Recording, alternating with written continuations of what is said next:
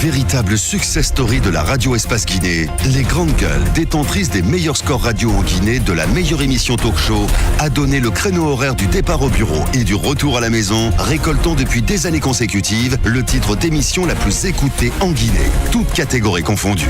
Un grand total de plus de 5 millions d'auditeurs ont été fidèles au talk show Les GG, diffusé jour après jour sur toutes les stations du réseau Adafo Média de 9h à 10h30, un exploit qui restera longtemps dans les annales de la bande FM en Guinée. Nous allons joindre sur le terrain le président Sidya Touré. Les Grandes Gueules. Monsieur le Président, bonjour.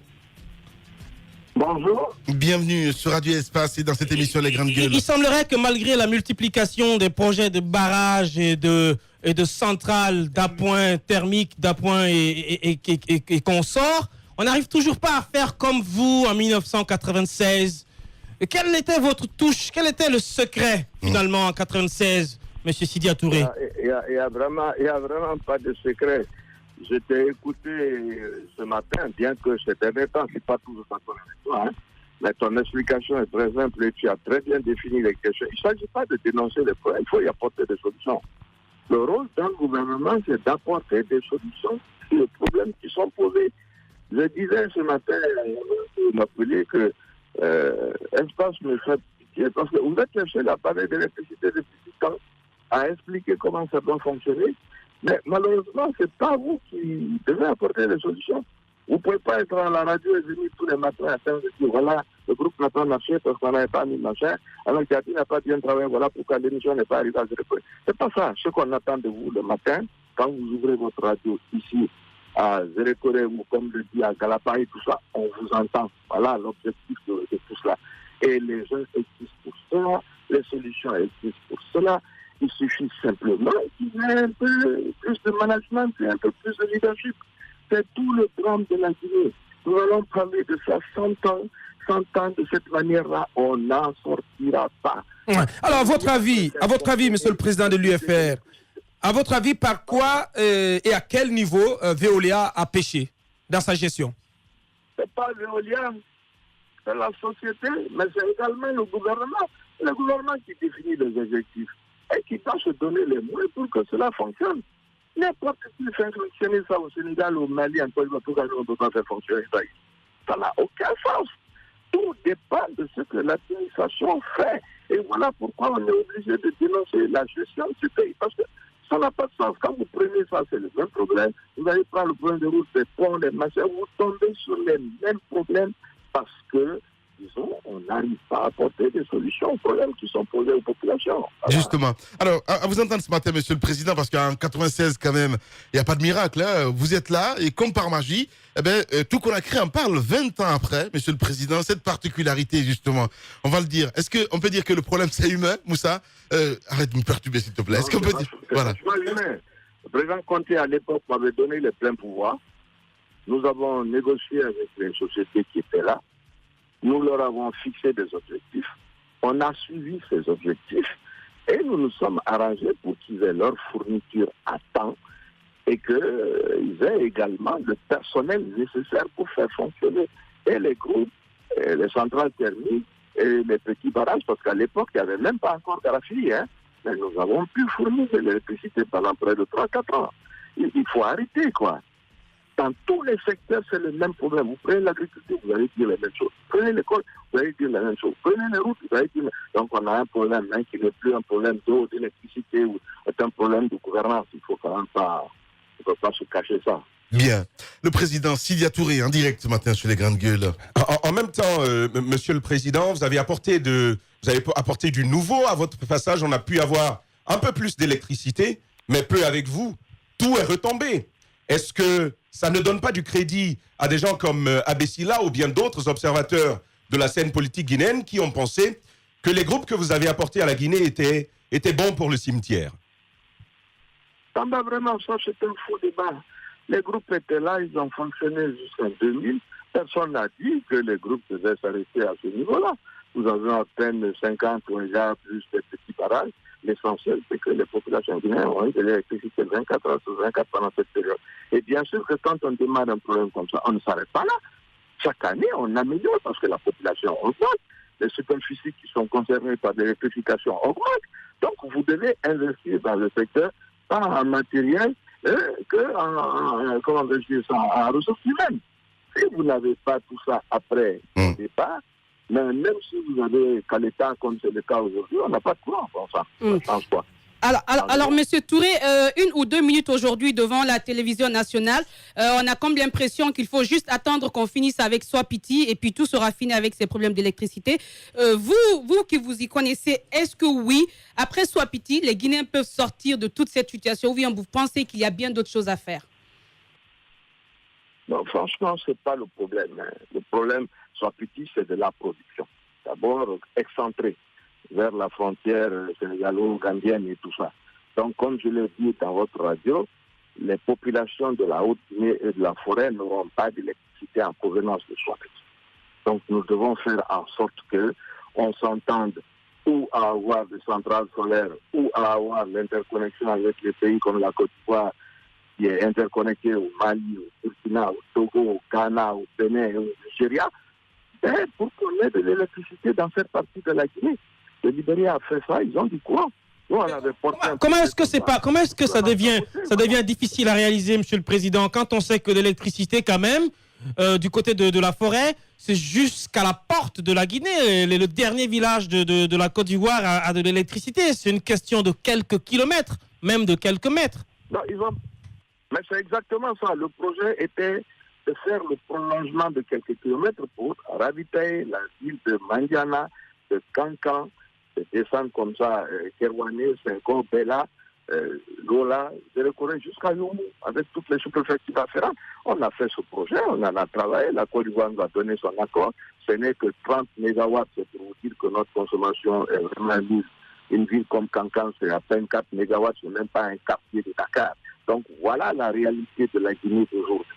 Les barrages, c'est une bonne chose. Personne ne peut dire que ce n'est pas une bonne chose. Le seul problème, c'est que c'est sur le concours.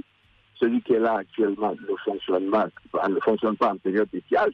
Celui qui va arriver pour remplir ça, on commencera à avoir de l'électricité pleine de ce côté-là vers 2021.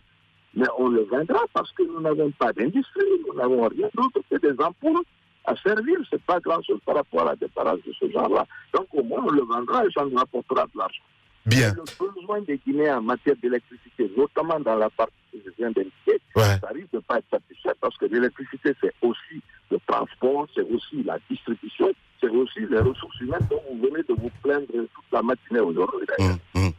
Le management, tout simplement. Le président Sidia Touré en direct ce matin chez les Grandes Gueules. Moussa Moïsi. Ce qui m'étonne, c'est que, Monsieur le Président, au même moment, on nous apprend au sommet de l'État que dans quelques années, dans quelques mois, on va exporter de l'électricité. Vous nous apprenez que même la Haute-Guinée n'aura pas le courant électrique. Donc je me demande, est-ce que ce sont des propos totalement différentes. Ouais. Nous aurons suffisamment de courant en sortant de choses Caleta et de Swapiti en 2021. Ouais. Mais ce courant, pour le transporter en Haute-Guinée, c'est un coût extrême que nous ne pouvons pas supporter. Donc on préférera le vendre à côté. Voilà pourquoi nous devons trouver des solutions alternatives pour cette partie de la Haute-Guinée et de la forêt. Parce que si vous commencez à transporter de la haute tension de Caleta et de machin pour aller dans cette zone-là, ça va vous coûter des centaines de millions de dollars. Alors pourquoi l'alternative, Monsieur le Président? Le thermique, on sait que ça vient en appoint, c'est bien avant que les barrages hydroélectriques puissent réellement bien fonctionner, c'est ce que d'autres pays font. Mais pourquoi chez nous, l'alternative thermique même a des problèmes? Mais je pourrais donner la question, pourquoi Espace fonctionne et puis il y a d'autres radios qui ne fonctionnent pas? Bien. Avec les mêmes moyens, les mêmes auditeurs, parce que vous vous êtes donné les moyens d'avoir les gens qu'il faut pour cela, qui réparent vos groupes et qui n'attendent pas de venir nous expliquer le matin que c'est le carburant qui a manqué ou que ça a brûlé. Ce sont des gens qui rendent des comptes et qui font que la radio marche. C'est le même process, on en parlera 1000 fois. C'est un problème de gestion, c'est un problème de gouvernance. Et de ce côté-là, nous avons vraiment des retards inacceptables. Ça, je suis désolé. Ce week-end, vous avez pris quelques décisions. D'abord, celle qui nomme Badra à la tête du Conseil national de la jeunesse de l'UFR et qui fait que donc M. Saïkouya Barry va monter superviseur, si je m'abuse. La question est de savoir, est-ce que cet acte qui positionne M. Saïkouya Barry comme superviseur du parti donc auprès de vous, est-ce que c'est une c'est en quelque sorte, pour ce cadre, une manière d'occuper le poste de secrétaire exécutif qui semble ne pas être occupé dans les faits par M. Baïdi Haribo. Deuxièmement, que pensez-vous de l'installation, de la décision du gouvernement de faire installer des postes d'appui le long de l'axe Amdalaï Sonfonia? Excusez-moi, la dernière partie, je n'ai pas entendu. Je posais la question de savoir que pensez-vous de la décision du gouvernement du Premier ministre Kassori de faire installer le long de l'axe des postes d'appui, donc des patrouilles mixtes avec l'implication de l'armée. Écoutez, je me prononcerai sur cela. J'ai demandé, je pense, de faire une conférence de presse d'ici la fin de la semaine sur toutes ces questions-là. Mais je peux vous répondre que nous restructurons notre parti pour occuper le terrain et nous préparer pour les élections législatives. Ce ne sont pas des problèmes de personne. On a besoin de Séquoia pour faire le travail qu'il va avoir à faire. Eh bien voilà, nous l'avons nommé à ce niveau-là. Et un plus jeune pour essayer de mobiliser la jeunesse dans le cadre de l'expansion du parti. En ce qui concerne les péages, je dis ça ne peut être qu'une solution provisoire. Vous savez, il y a un grand général français qui a dit cela, c'est que on peut tout faire avec les baïonnettes sauf s'asseoir dessus. Donc on ne peut pas dire que c'est avec ça qu'on va tenir le pays parce que vous effrayez tout le monde. Et les bailleurs de fonds, et les investisseurs, et les noctambules, et ceux qui doivent dépenser. Enfin, rien ne peut fonctionner sur cette base-là. Si c'est une solution temporaire pour quelques jours et trouver des solutions, mais il ne faut pas s'imaginer que nous allons nous installer dans cet état-là. Ce n'est pas possible. Oui. Le président Touré Sidia en direct ce matin. Monsieur le président Sidia, on sait très bien qu'à un moment donné, Baïdi Haribo était devenu votre homme lige. Mais c'est pas... Oui, mais il semblerait maintenant que vous ne fumez plus le même calumet. Du coup, il est devenu l'attaché case du président de la République. On le voit avec lui partout. Est-ce que, en bandoulière, carrément avec le président de la République, est-ce que finalement vous ne filez plus le même coton? Nous allons parler de tout ça à notre conférence de presse et à notre politique. C'est quand même important que l'opinion sache exactement la nature de la relation que vous entretenez désormais avec celui qui semblait à un moment être un binôme, votre binôme au sein de l'UFR, lorsque le parti devait se revêtir après le coup de grâce de 2010 quand même. Vous voyez que le parti est en train de se remettre en ordre de bataille. Venez à la conférence de presse et vous aurez toutes les informations souhaitées. Voilà, c'est bien dit, monsieur le président. Moussa qui insiste. Oui, monsieur le président, sur la scène politique, votre discours devient de plus en plus dur à l'encontre du RPG. Vous avez affirmé que si le coup de traîtrise de Bokeh devait se passer du côté de Kamsa, eh bien que tout le monde perdrait. Qu'est-ce que ça veut réellement dire? Mais Moussa, ça, ce sont les faits. Ce n'est pas mon discours qui se décide. Je vous ai dit ce qui s'est passé dans la préfecture de Bokeh. Maintenant, si certains estiment que c'est parce qu'il y a eu ceci, cela, ça c'est un autre problème. Mais ça, ce sont les faits. Voilà, nous avons eu des accords, ça n'a pas été respecté. Et dans certains cas, je dois reconnaître, le RPG a préféré s'allier avec le RPG contre nous. Donc, ce sont les faits. Maintenant, chacun peut qualifier ça comme il veut. Toujours est-il qu'à partir de là, nous avons dû prendre nos dispositions pour que nous ne disparaissions pas complètement d'un fief qui est le nôtre. Et dans ce cas, nous avons fait des alliances. Donc, fait que le RPG n'a plus de... Mais ce n'était pas du tout notre faute, c'était leur comportement. Bien. Merci beaucoup en tout cas, monsieur le président. Un mot. On sait que c'est quelqu'un qui est très attaché à l'éducation, au secteur de l'éducation, qui est en difficulté depuis la rentrée officielle des classes le 3 octobre. Les cours sont perturbés en partie sur l'ensemble de notre pays. Et que pensez-vous de la façon dont le gouvernement se comporte, en tout cas réagit, traite cette grève qui est conduite par le SLEG?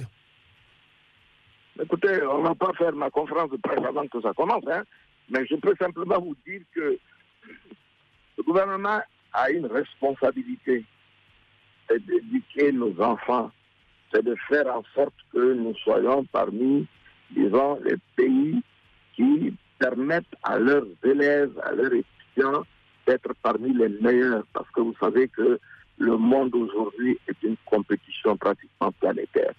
Donc on ne peut pas se permettre d'être là pendant 2 mois à tergiverser sur des questions sur lesquelles on peut s'asseoir et discuter. Il n'y a aucune possibilité d'imaginer qu'on ne peut pas discuter avec les gens. Donc, je suis pour la discussion, je suis pour le dialogue, et je crois qu'avec un peu de crédibilité, quel que soit le sujet, on peut discuter et trouver des solutions. Le fait d'abandonner les enfants à leur sort ne peut pas être une solution pour un gouvernement, je suis désolé. Ouais. Donc, alerte à Kassori Fofana. Merci beaucoup, Monsieur le Président, d'avoir accepté notre invitation ce matin. Merci. Véritable success story de la radio Espace Guinée, les grandes gueules, détentrices des meilleurs scores radio en Guinée, de la meilleure émission talk show, a donné le créneau horaire du départ au bureau et du retour à la maison, récoltant depuis des années consécutives le titre d'émission la plus écoutée en Guinée, toutes catégories confondues. Un grand total de plus de 5 millions d'auditeurs ont été fidèles au talk show Les GG, diffusé jour après jour sur toutes les stations du réseau Adafo Média de 9h à 10h30, un exploit qui restera longtemps dans les annales de la bande FM en Guinée. Oui, dans la deuxième partie, on parle d'excellence ce matin, mesdames et messieurs, avec notre invité qui se prépare. Vous le voyez à l'écran, docteur Kouressi Kondé. Eh bien, il sera l'invité de cette émission ce matin, alors qu'un bras de fer judiciaire oppose donc en ce moment le gouvernement guinéen à des familles menacées de déguerpissement à Kapororaï, dans la commune d'Oratoma. Le souvenir de la précédente opération du genre, menée sous le règne du chef général Lansana Conté, reste vivace. Les blessures loin d'être refermées, et qu'on pourra raviver donc le braise de la polémique liée à cette opération, des accusations récemment portées par l'ancien chef de ce quartier, aujourd'hui ministre de la République, à l'encontre d'une des autorités influentes d'alors. Que répond-il à ces accusations portées à sa charge, et quelle est la vérité sur l'arrestation de 1998 de l'opposant Alpha Condé, actuel président de la République? Quel regard d'ensemble sur les dernières évolutions dans l'actualité sociopolitique du pays? Nous essayons de comprendre ce matin avec Dr Kouressi Kondé. Il faut le rappeler, il sera dans la deuxième partie de cette émission. Et on va revenir sur cet autre sujet, réaffectation donc du budget, si tout va bien, destiné au projet d'école d'excellence des mines de Bokeh. On y revient, la récente sortie donc sur nos antennes du ministre de l'enseignement supérieur, de la recherche scientifique, a du mal à passer au sein de l'Institut Géomines de Bokeh. Comment réagit-on à cette communication du ministre Yorubaldé? Quelle est la vérité dans cette affaire de réaffectation du budget alloué au projet d'école d'excellence des mines de Bokeh? Docteur Oumar Keïta, il faut le rappeler, le directeur général Institut Géomines de Bokeh, il sera en direct chez les grandes gueules. La bonne nouveauté, c'est que Kalak est disponible maintenant sur Apple Store. Véritable success story de la radio Espace Guinée, les grandes gueules, détentrices des meilleurs scores radio en Guinée, de la meilleure émission talk show, a donné le créneau horaire du départ au bureau et du retour à la maison, récoltant depuis des années consécutives le titre d'émission la plus écoutée en Guinée, toutes catégories confondues. Un grand total de plus de 5 millions d'auditeurs ont été fidèles au talk show Les GG, diffusé jour après jour sur toutes les stations du réseau Adafo Média de 9h à 10h30, un exploit qui restera longtemps dans les annales de la bande FM en Guinée.